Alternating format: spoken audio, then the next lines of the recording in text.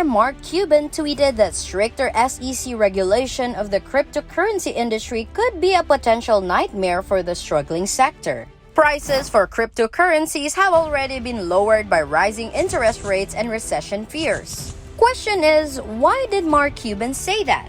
What's happening to Bitcoin? Do you want to hear more about this? Luckily for you, Crypto Clipper, we've prepared everything you need to know about what has been happening to Bitcoin and what Mark Cuban says about it.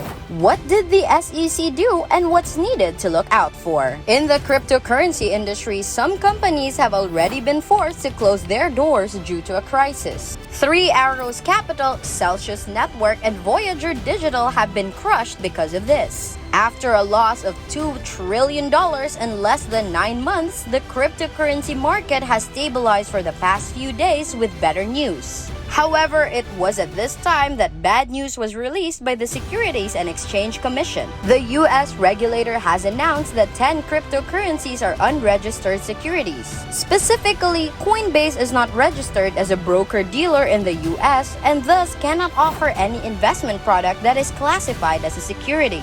This decision by the SEC will have important repercussions in the industry because until now, tokens were not seen as securities. This means that they were not under rigorous government oversight nor obligated to meet the same disclosure standards as shares of a company. You will also still have to list them on an exchange.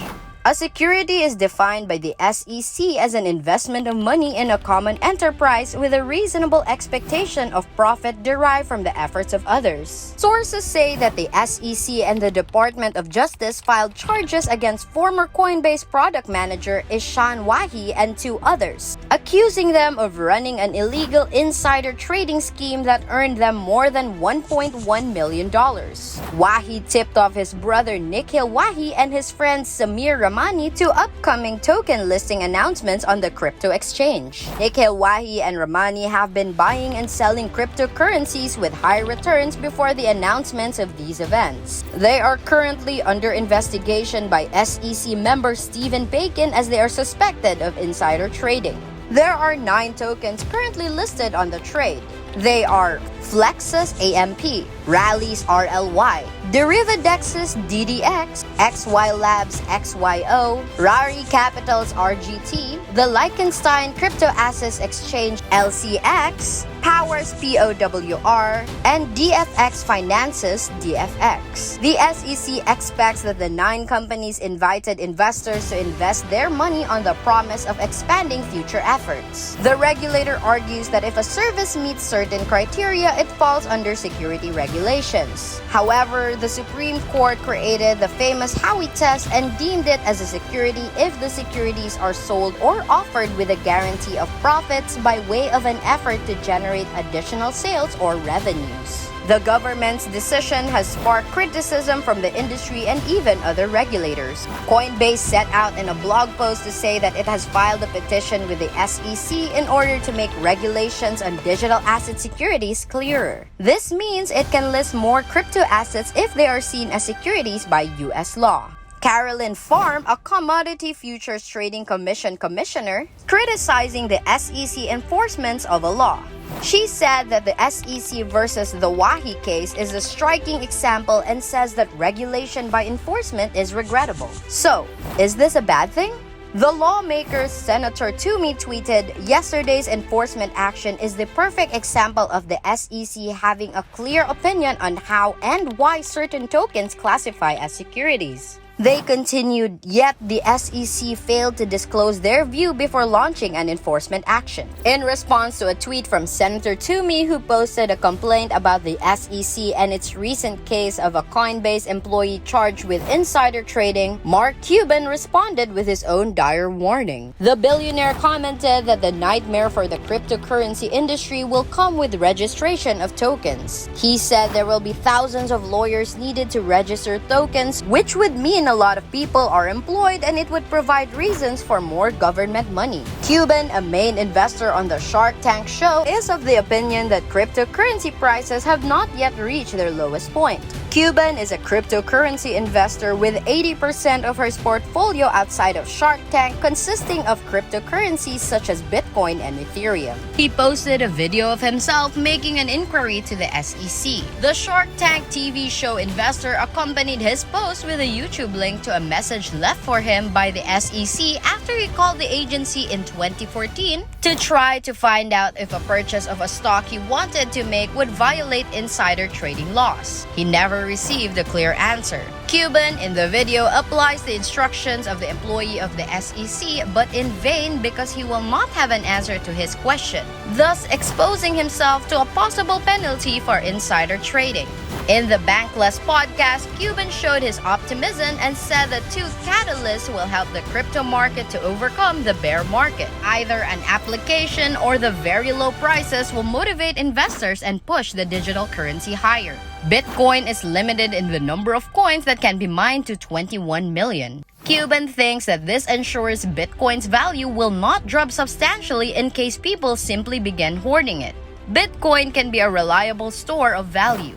The price fluctuates according to supply and demand, and it is also encompassed by the same laws of economics. If more people want Bitcoin, then the price will go up.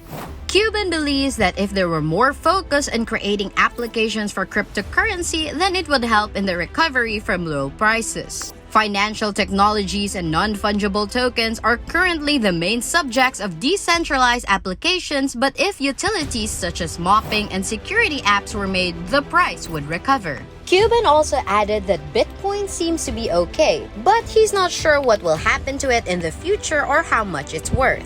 And when it's discussing a topic that he has no comprehension of, like the Ethereum theorem, he would like to leave those comments unanswered. Ethereum uses utility as currency, which is different from Bitcoin because it has a reason to be used. As you may have noticed, Ethereum is by far the most popular cryptocurrency for transactions. However, Cuban would like to bring attention to Bitcoin and Ethereum transactions. With Bitcoin transactions, generally, people pay gas fees for them. With Ethereum transactions, people buy Ether currencies from others in order to use their network. The reason the price of Ethereum is so high is because people buy it from other users so that they can use the network too. When too many people were printing game over wallets, and when there were too many trades of the wallet that used gas fees, people stopped buying them. And when FOMO's 3D structure was disrupted in this way, then there aren't any natural buyers. Game over wallets were rare in games such as Monster MMORPG. They're virtually impossible to find or obtain.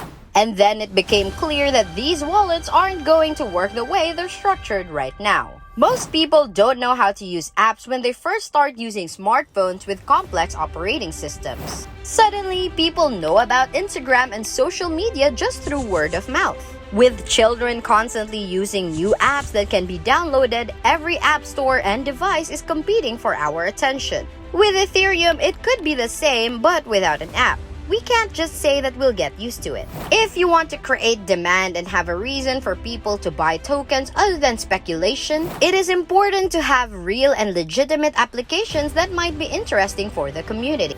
To conclude, you can buy stuff, go to the Mad Max Bank website. Buying tickets and other coins is possible. People were often buying and trading Dogecoin and were making thousands of dollars a week with trade.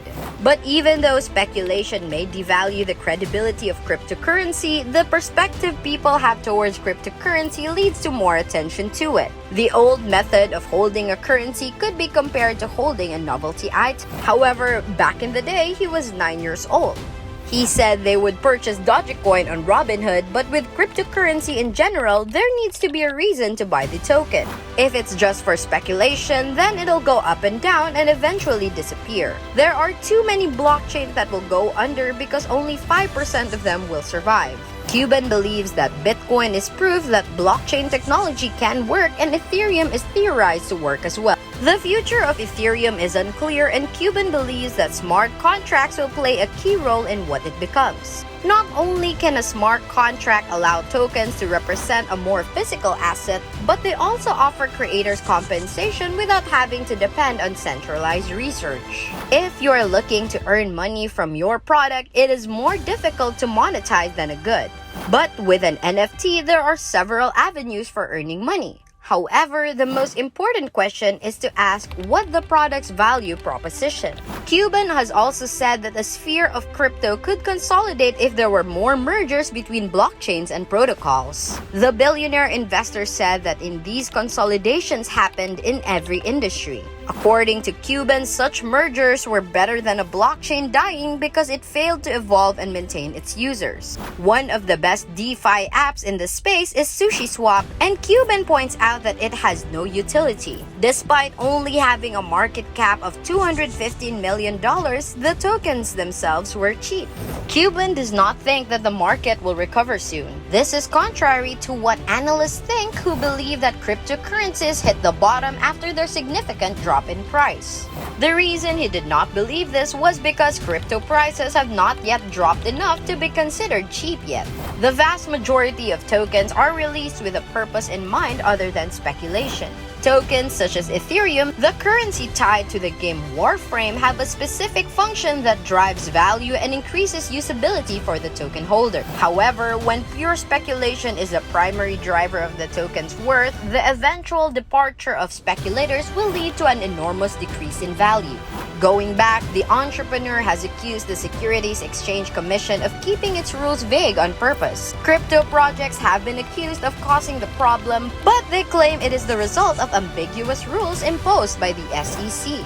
For the past 5 years, the SEC has been regulating the crypto industry by taking action against startups who raise funds through ICOs. The regulator is in a standoff with Ripple Labs, a San Francisco-based blockchain payment firm that offers token XRP. The lawsuit says that XRP should be seen as a security, but Ripple Labs reject this classification. For the past 5 years, the SEC has been regulating the crypto industry by taking action against startups who raise funds through ICOs. There are two types of cryptocurrency: Bitcoin and Ether. The Securities and Exchange Commission has not yet explored the legitimacy of these cryptocurrencies, but some rules still remain unclear.